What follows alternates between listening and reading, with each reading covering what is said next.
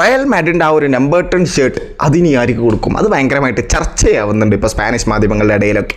കാരണം വേറെ ഒന്നുമല്ല, ലുക്ക മോഡ്രിച്ച് നമുക്കറിയാം ആ ഒരു റയൽ മാഡ്രിഡിൻ്റെ നമ്പർ 10 വളരെ ബ്യൂട്ടിഫുള്ളായിട്ട് ആ ഒരു റയൽ മാഡ്രിഡ് ടീമിൽ 2017 തൊട്ട് 2025 ഒരു 8 വർഷം വളരെ ബ്യൂട്ടിഫുള്ളായിട്ട് കൊണ്ടുവരുന്നതാണത്. ഓക്കെ, ആ ഒരു റോൾ എന്ന് പറയുന്നത് കുറച്ചും കൂടി ക്രിയേറ്റീവായിട്ട് നമ്പർ 10 നമുക്ക് എല്ലാവർക്കും അറിയാം ലുക്ക മോഡ്രിച്ച് ചെയ്ത ആ ഒരു റോൾ. ആ ഒരു റോൾ ഇനി വേറെ ആർക്ക് കൊടുക്കും? വേറെ ആര് ഏറ്റെടുക്കും ആ ഒരു റോൾ? അതിപ്പോൾ ഏറ്റെടുക്കാൻ പറ്റിയ ടാലൻറ്റ് ഇപ്പോൾ കറൻറ്റ് റയൽ മാഡ്രിഡ് സ്ക്വാഡിൽ ഉണ്ടോ എന്നുള്ള ചോദ്യങ്ങളൊക്കെ വരുന്നുണ്ട്. കറൻറ്റ് ആ ഒരു ടാലൻറ്റും ലുക്ക മോഡ്രിച്ചിൻ്റെ ആ ഒരു എക്സ്പീരിയൻസും ഇനി വേറൊരാളെ വെച്ച് റീപ്ലേസ് ചെയ്യുക എന്ന് പറയുന്നത് അത് ഭയങ്കര ബുദ്ധിമുട്ടുള്ളൊരു കാര്യം തന്നെയാണ്, നമുക്ക് എല്ലാവർക്കും അറിയാം. അത് ഇനി നടക്കുമെന്ന് തോന്നുന്നില്ല. പക്ഷേ ഒരാളെ നമ്മളത് ഏൽപ്പിക്കണമല്ലോ, അവർക്ക് ആ ഒരു കൊടുത്തിട്ട് റയൽ മാഡ്രിഡ് ടീം അത് കൊടുത്തിട്ട് അദ്ദേഹത്തിന് ആ ഒരു എക്സ്പീരിയൻസ് കൊണ്ടുവന്ന ആ ഒരു നമ്പർ 10 റോള് റയൽ മാഡ്രിഡിന് വേണ്ടി വേണമല്ലോ. അപ്പോൾ അതിന് വേണ്ടിയിട്ട് അതെന്തായാലും അത് ഒരാൾക്ക് കൊടുക്കും. അതിപ്പോൾ ESPN-ഉം പിന്നെ അതുപോലെ തന്നെ അധിക ഒരു മെജോറിറ്റി സ്പാനിഷ് മാധ്യമങ്ങളും കൊടുക്കുന്നത് അനുസരിച്ച് അവരെല്ലാവരും പുറത്തുവിടുന്ന വാർത്ത അനുസരിച്ച് കിലിയൻ എംബാപ്പയ്ക്ക് ആ ഒരു നമ്പർ 10 ഷർട്ട് കൊടുക്കും എന്നുള്ള വാർത്തകളാണ് കറൻറ്റ്ലി ഇപ്പോൾ പുറത്തേക്ക് വരുന്നത്. കിലിയൻ എംബാപ്പെ ആക്ച്വലി നമ്പർ 10 റോളല്ല ഇവിടെ ഈ ഒരു റയൽ മാഡ്രിഡിൽ പുറത്തെടുക്കുന്നത്, റയൽ മാഡ്രിഡിൽ കളിക്കുന്നത്. അദ്ദേഹത്തിൻ്റെ കറൻറ്റ്ലി ഇപ്പോഴത്തെ ആ ഒരു നമ്പർ 9 ആ ഒരു റോൾ തന്നെയാണ് അദ്ദേഹം റയൽ മാഡ്രിഡിൽ കഴിഞ്ഞ സീസൺ കളിച്ചത്. ഓക്കെ, ആ ഒരു പ്രോപ്പർ നമ്പർ 9 സ്ട്രൈക്കറിലാണ് അദ്ദേഹം കളിച്ചത്. കുറച്ചും കൂടി ഒന്ന് പുറകിലോട്ട് ഇറങ്ങി കുറച്ചും കൂടി ഗോൾ സ്കോർ ചെയ്യാൻ എബിലിറ്റി ഉള്ള രീതിയിൽ അങ്ങനെയാണ് അദ്ദേഹം കളിക്കുന്നത്. ഒരു നമ്പർ 10 റോൾ അല്ല. നമ്പർ 10 റോൾ സാബി അലൻസോയുടെ അണ്ടറിൽ ആക്ച്വലി അത് കളിക്കുന്നത് ആർദെ ഗൂളറാണ്. നമുക്കെല്ലാവർക്കും അറിയാം അദ്ദേഹമാണ് സാബി അലൻസോയുടെ അണ്ടറിൽ കുറച്ചും കൂടി ആ ഒരു ക്രിയേറ്റീവ് സൈഡായോ ആ ഒരു റൈറ്റ് വിങ്ങിൽ അദ്ദേഹം കളിക്കുന്നത്. ആ ഒരു നമ്പർ 10 റോളിൽ ആർദെ ഗൂളറാണ്. പക്ഷേ അദ്ദേഹത്തിനല്ല കൊടുക്കുക, കിലിയൻ എംബാപ്പയ്ക്കാണ് കൊടുക്കുക. അത് നമ്മളെല്ലാവരും എക്സ്പെക്ട് ചെയ്തിട്ടുള്ളൊരു കാര്യം തന്നെയാണ്. ഇനിയിപ്പോൾ അവരുടെ പുതിയ സൈനിങ് ആയിട്ടുള്ള ആ ഒരു റിവർ പ്ലേറ്റിൽ വന്ന ഫ്രാങ്കോ മസ്തൻതുവാനോ, അദ്ദേഹം ഒരു നമ്പർ 10 പ്ലെയറാണ്, പ്രോപ്പർ നമ്പർ 10 പ്ലെയറാണ്. റിവർ പ്ലേറ്റിൻ്റെ ഒരു പ്രോപ്പർ നമ്പർ 10 പ്ലെയറാണ് അദ്ദേഹം. അദ്ദേഹത്തിനും വേണമെങ്കിൽ കൊടുക്കാം. പക്ഷേ ഞാൻ പറഞ്ഞല്ലോ, മാധ്യമങ്ങളൊക്കെ സോഴ്സസൊക്കെ പുറത്തു വിടുന്നതനുസരിച്ച് കിലിയൻ എംബാപ്പയ്ക്ക് കൊടുക്കും എന്നുള്ള വാർത്തകളാണ്. ഇനി നമുക്കറിയില്ല കേട്ടോ, സാബി അലൻസോ ചിലപ്പോൾ വേറെ എന്തെങ്കിലും പ്ലാൻ മനസ്സിൽ കണ്ടിട്ടുണ്ടോ? ഓക്കെ, കിലിയൻ എംബാപ്പേനെ ഒരു നമ്പർ 10 റോളിൽ കുറച്ചും കൂടി ക്രിയേറ്റീവായിട്ടുള്ള സൈഡിൽ യൂസ് ചെയ്യാൻ ചിലപ്പോൾ സാബി അലൻസോ എന്തെങ്കിലും പ്ലാൻ ഉണ്ടോ? പറയാൻ പറ്റില്ല. അത് നമുക്കൊന്നും വിശ്വസിക്കാൻ പറ്റില്ല.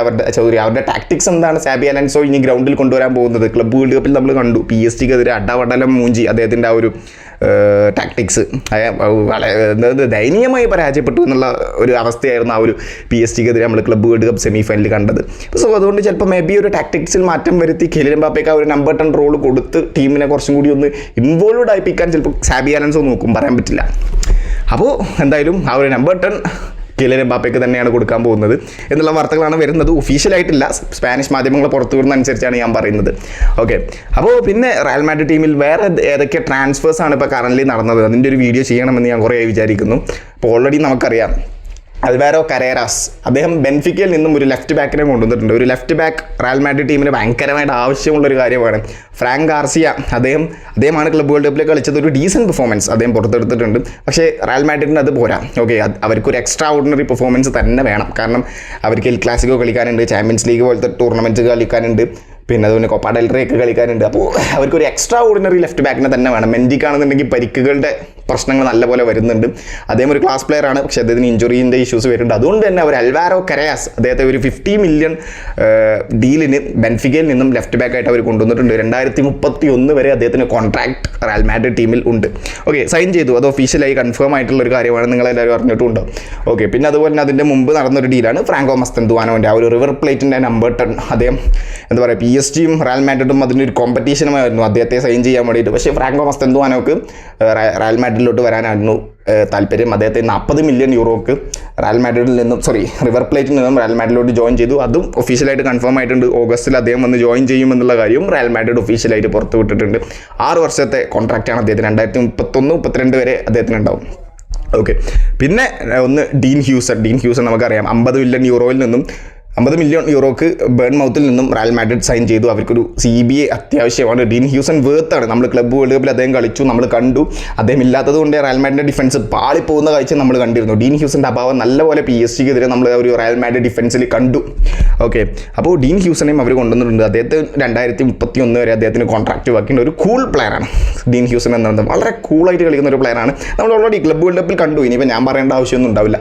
ഓക്കെ, പിന്നെ ട്രെൻറ്റ് അലക്സാണ്ടർ-അർണോൾഡ് അദ്ദേഹത്തെ ലിവർപൂളിൽ നിന്നും ഫ്രീ ഏജൻ്റായിട്ടാണ് ഇങ്ങോട്ടേക്ക് കൊണ്ടുവന്നത്. ക്ലബ്ബ് വേൾഡ് കപ്പിൽ അദ്ദേഹത്തെ കളിപ്പിക്കാൻ വേണ്ടി ഒരു 10 മില്യൺ ലിവർപൂളിന് വേണ്ടി കൊടുത്തു. വേറൊന്നും അദ്ദേഹത്തിന് കൊടുത്തിട്ടില്ല. അപ്പോൾ Trent Alexander Arnold right back ആയിട്ട്.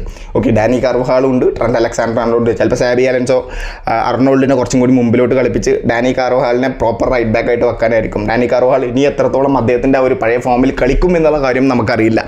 ഓക്കെ, കാരണം അദ്ദേഹത്തിന് ഇപ്പോൾ നീ ഇഞ്ചുറി മാറിയിട്ട് വരികയാണ്, ചിലപ്പോൾ മേ ബി ഇഞ്ചുറീസ് വരാൻ ചാൻസ് ഉണ്ട്. അപ്പോൾ ഒരു പ്രോപ്പർ പ്രൊഫഷണൽ എന്താ പറയുക എക്സ്ട്രാ ഓർഡിനറി ആയിട്ടുള്ളൊരു റൈറ്റ് ബാക്കിനെ തന്നെ വേണം.